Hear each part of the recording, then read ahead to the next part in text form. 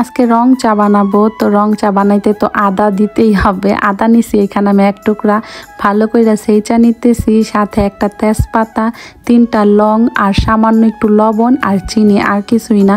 এটা দিয়ে এখন পানিটা অনেক সুন্দর করে ভালো করে জাল করে নিতে হবে।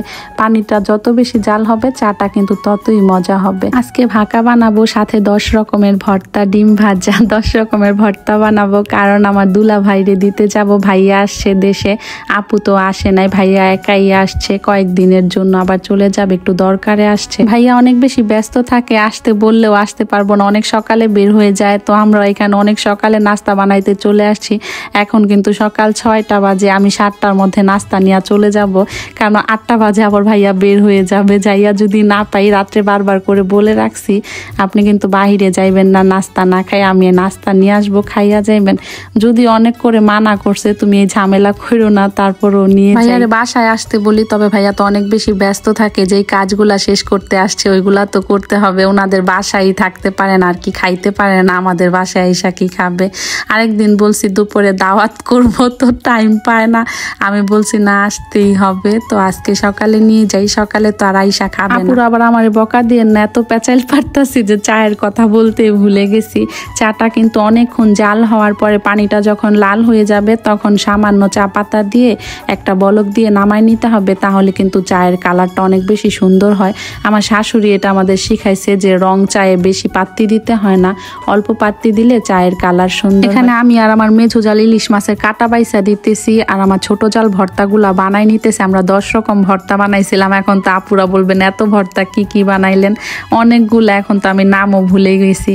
আলু ভর্তা, মাছের ভর্তা, শাকের ভর্তা, ধনিয়া পাতা ভর্তা, তারপরে শুটকির ভর্তা, কালো জিরা, পটল, বেগুন। এখন আসলে আমার সবগুলা মনেও পড়তেছে না, এই তো আমাদের 10টা আইটেম হয়ে গেছে। আরো করতে চাইছিলাম, তবে আসলে দেরিও হয়ে যাইতেছিল, ভাইয়া যদি আবার জায়গা, এর জন্য তাড়াহুড়া করতেছিলাম। এখন নিয়ে চলে যাবো, এই তো সব বক্স টক্স গুছাই ফেলছি। সব গুছানোর পরে আমি আবার উপরে চলে আসছিলাম রেডি হওয়ার জন্য, তারপরে তো বরখা পরে নিছি, এখন বের হয়ে যাব।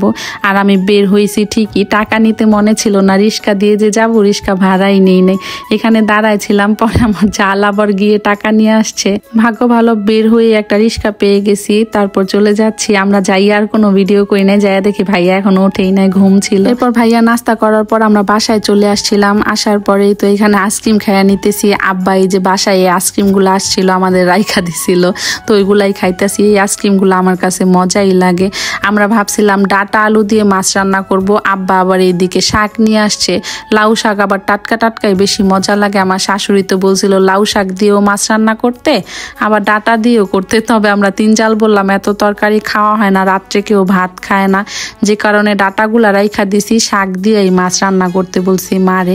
আজকে মাছের তরকারি, তারপরে ভাত, ডাল এগুলা মাই রান্না করছে। ভাজি 2 পদ অবশ্য পরে আমার জাল করে নিছিল। আমার ছোট জাল এখানে বিলাতি গাপ পাড়তাছে, আমাদের এই গাছটা অনেক গাপ হইতো, তো ডালগুলা কাইটা দেওয়াতে এবার বেশি হয় নাই। আমার কাছে তো এই বিলাতি গাপ অনেক বেশি ভালো লাগে। গাছে দেখা যাচ্ছিল গাপটা পাকা, আসলে গাপটা কাঁচা ছিল। এত কষ্ট করে পাইরাও কোনো লাভ হইল না। এই তো আমার মেচো জালের দিকে ভাজিটা করে নিচ্ছে, তারপর রান্না বান্না সব শেষ। এটা হচ্ছে ডুমুর ভাজি, ভাজিটা নাকি ডায়াবেটিসের জন্য অনেক ভালো, আব্বা আর মার অনেক বেশি পছন্দ।